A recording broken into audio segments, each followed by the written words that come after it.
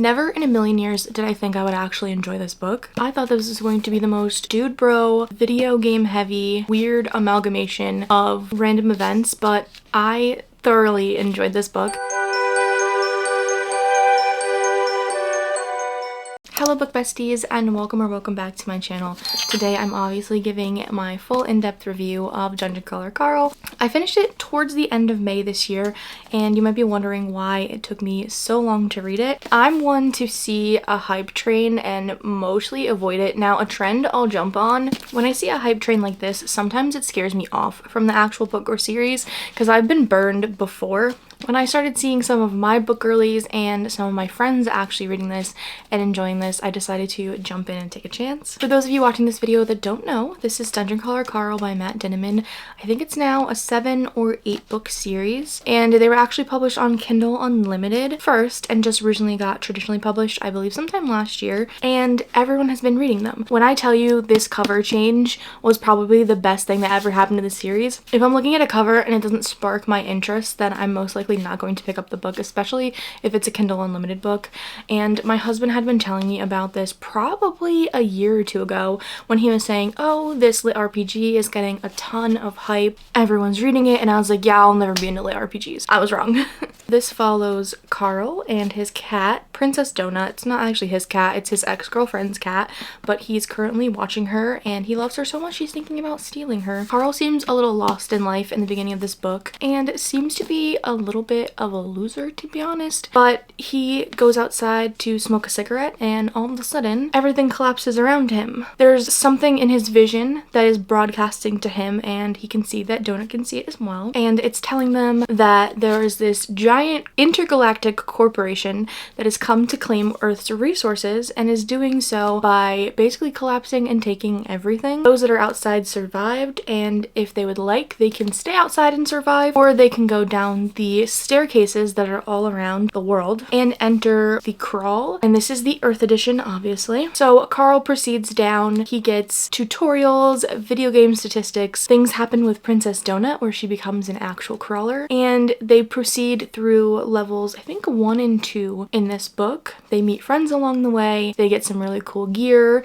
there's a really creepy AI system that has a foot fetish for Carl. They fight some really cool neighborhood and borough bosses, which is explained more in this book. They're just getting stronger, progressing through these levels, learning the more intricacies of this game. So the overall goal of this game, I think, is to get to level 18, and I don't think anybody's ever made it past level 13. If you make it to the last level, then you win and you get to save your planet. If not, your planet's resources get claimed, and then you either die in the dungeon or there are certain negotiations that can happen that can keep you alive. We are learning with Carl. My expectations going into this book were that I was going to be confused, that there was going to be way too much video game RPG terminology that I wasn't going to understand, and that I was going to get annoyed. I didn't think the writing style was going to be for me. I basically thought this was going to be full of fart jokes, and if any of you understand what I'm talking about, I thought it was going to be full of stupid humor like in an adult animated show or something similar to that. I thought this was going to be written for men to enjoy, and that's it. But I was proved wrong and I'm very happy I was. Now I'm gonna go into some of the aspects that I love. Matt Dinniman is a gem of a human. He did not overly write this for the male gaze. He put just the right amount of stupid humor in this to be enjoyable but not annoying. It's written in first person perspective, which I didn't think I would like, but I really think it did wonders for this story. We're in Carl's head, seeing what he's seeing and learning as he learns, so that's why I think it's a beneficial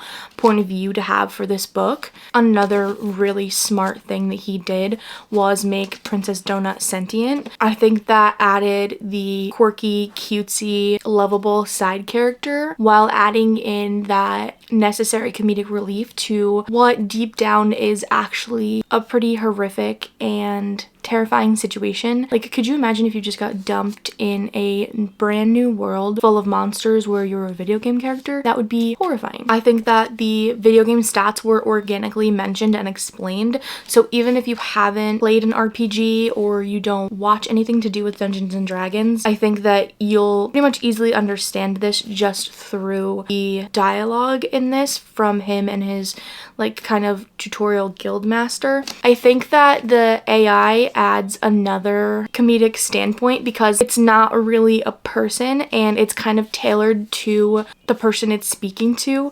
So for Carl, it's very sarcastic with him. It makes jokes. It's kind of gross with him. It has a foot fetish for him, which is probably one of the funniest things in this that I didn't think I was going to enjoy, but I do. The AI uses this kind of a dry humor that is just hysterical within the context of what they're doing. And it also doesn't hold back because it doesn't really care about Carl and Donut's feelings. So he will tell Carl when he's being stupid or when he's done something stupid or when he's done something that is a complete dick move. There's a ton of social commentary in this, which I really like. You can see a lot of Matt Dinniman's political perspectives in this, which I appreciate without him like rubbing them in your face. He's obviously very for helping people and giving people the best opportunity they can have. So it's nice to see that like government slash capitalism versus like just a regular dude. And it's very refreshing to see it done in a very sarcastic, stupid way. I enjoyed the wide variety of creatures on both the first and second floor, and I really enjoyed neighborhood and borough bosses that they fought. I don't think there were too many things that didn't work for me in this book.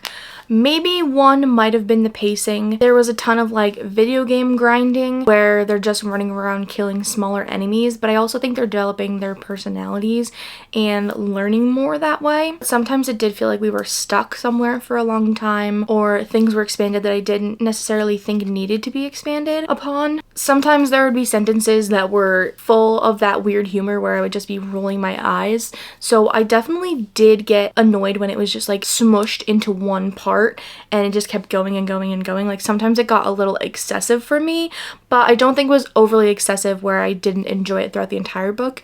I just think that there were points where I was like, this is too much for right now. I think one of the most frustrating things for me now, this is stupid and this is going to be like a really personal thing, but like I hate how he doesn't have pants and he can't find pants. I know it adds to the humor, but I just think it's stupid and I want this poor man to have pants. Also, there were just a few points that like truly made me upset, and I know it's supposed to be part of that like social commentary, like there's stuff to do with like the actual creatures and how they're being used that made me so upset. Then there's a whole section of the book where it involves elderly people from a nursing home that wind up coming in, and that also made me extremely upset.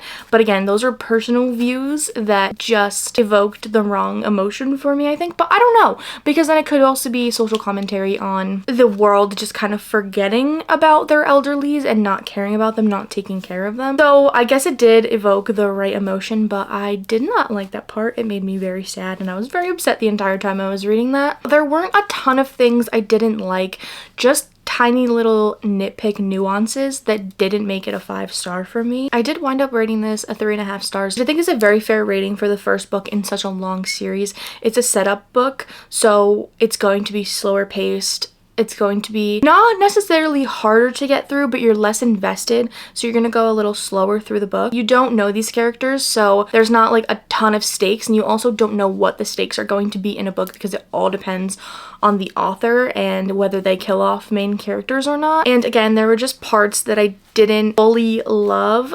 The humor got annoying for me at points. It kind of crossed the line into like, okay, this is kind of like weird dude bro frat boy kind of like fart jokes humor, and I didn't necessarily love it.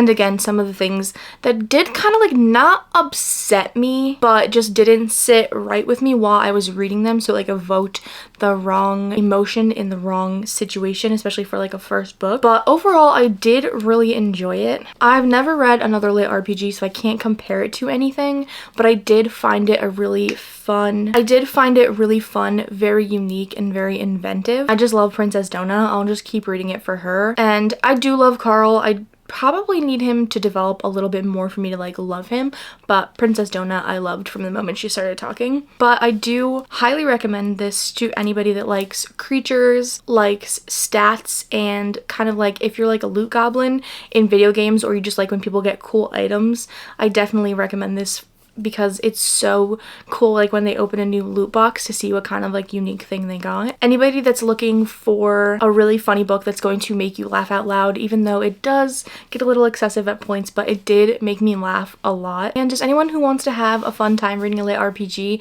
Again, I've never read another one, but I do think this is a good place to start as like a beginner, because I think you can go in not knowing anything about an RPG and really get the hang of it and understand the mechanics. So overall, I do recommend this book. I am going to continue the series. I think the covers are great. I love the neon vibes, and I think the story is just going to keep getting better and better. I've heard everyone say it gets way more in depth.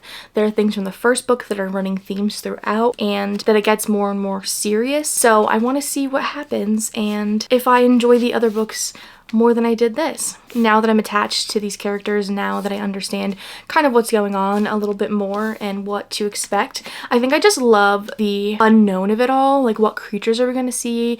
What items are we going to see? What kinds of different people are we going to meet from actual Earth? And what else can Princess Donut make a mess? So I do recommend this one. If you made it to the end of this video, let's leave a cute little either tiara emoji or cat emoji from Princess Donut.